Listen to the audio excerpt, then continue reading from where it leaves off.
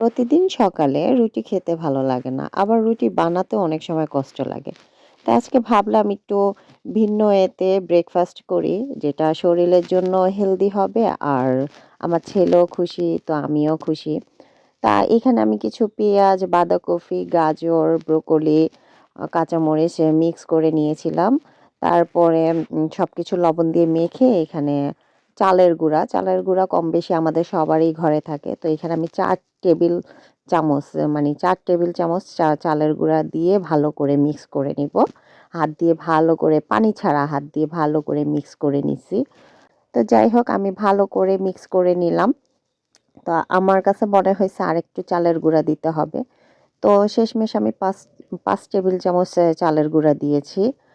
তো তারপরে এখানে ভালো করে মিক্স করে আমি একটা ডিম ভেঙে দিব। একটা ডিম ভেঙে দিব, বড় সাইজের একটা ডিমটা ভালো করে ভেঙে দিব। তারপর সামান্য পানি দিয়ে দিব। পানি দিয়ে ভালো করে মিক্স করে নিব। ভালো করে মিক্স করে আমি এখানে সামান্য পরিমাণ গরম পানি দিয়ে দিব। তো গরম পানি দিয়ে আমি এটাকে আবার ভালো করে মিক্স করে নিব। ভালোভাবে মিক্স করা হয়ে গেলে আমি এটা ৫ মিনিটের জন্য রেস্টে রেখে দিব। এখন আমি এখানে একটা ম্যাজিক মসলা দিয়ে দিব। মিক্স করতে তো লবণ দিয়েছি, হালকা লবণ দিয়েছি। এখন ম্যাজিক মসলা দিয়ে দিব। ম্যাজিক মসলা দিলে এটার টেস্টটা বেড়ে যাবে। তো আমি ম্যাজিক মসলাটা দিয়ে দিছি। তো ম্যাজিক মসলাটা দিয়ে এটা ভালো করে নাড়াচাড়া দিয়ে নিব। তো নাড়াচাড়া দেওয়ার সময় দেখলাম যে এটা একদম বসে গেছে। এই ভালো করে বসে গেছে দেখেন। তো এখানে আবার আমি একটু পানি দিয়ে দিব। কারণ আমার ওই উম চালের গুঁড়াটা একটু ফুলে উঠছে। তো এখানে আবার পানি দিয়ে দিব। তো এটা একটু পাতলা হলেই ভালো হয়। কারণ যত পাতলা হবে ততই এটা মচমচে হবে, ক্রিসপি হবে খেতে। এই পানি দেওয়ার পরে এটা এরকম পাতলা হয়ে গেছে। একদম মানে টলটল করতেছে। এখন আমি একটা ফ্রাই প্যান বসিয়ে দিলাম। ফ্রাই প্যানটা গরম হওয়ার পর এখানে সামান্য পরিমাণ তেল দিয়ে দিব। তেল দিয়ে ব্রাশ করে নিব। তারপর একটা চামচের সাহায্যে এটা আস্তে, আস্তে করে দিতে থাকবো। এখন দেওয়ার নিয়মটা হচ্ছে আমরা যেমন খোলাচা পিঠাটা একবারে দিয়ে অ উম ফ্রাই প্যানটা নাড়াতে থাকি, এটাতে নাড়ানাড়ির কোনো ঝামেলা নেই। এটা আপনি চামচ দিয়ে আস্তে, আস্তে মিলিয়ে দিতে পারবেন।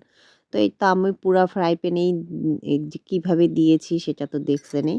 তো আস্তে, আস্তে এভাবে দেওয়ার পরে তো একদম পুরাটাই খোলাচার মতো হয়ে যাবে। তারপরে একটা ঢাকনা দিয়ে ঢেকে দিবেন। তো আমার এই তো হয়ে গেছে। হব ও একদম খোলাচার মতোই দেখবেন চারপাশটা যখন হয়ে আসবে তখন আস্তে, আস্তে ছুটে যাবে। তো আমার এটা হয়ে গেছে। তো উপরের অংশটা হয়ে গেছে। এখন আমি এটা আস্তে উল্টিয়ে দিব। এই তো আমি আস্তে, আস্তে এটাকে উল্টে দিব। তো এটা উল্টাতে আমার যেহেতু ফ্রাই প্যানটা অনেক বড়, এটাকে ক্যামেরাতে বোঝা যাচ্ছে না। তো আমি এটাকে আস্তে, আস্তে উল্টানোর চেষ্টা করতেছি। একদম এই তো উঠে আসছে। একটু ফ্রাই প্যানের কাছায় লেগে গেছে উল্টাইতে যেয়ে। যাই হোক আমি আস্তে টান দিছি চলে আসছে।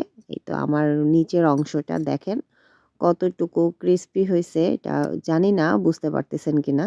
কিন্তু এই যে জালি, জালি হয়ে গেছে।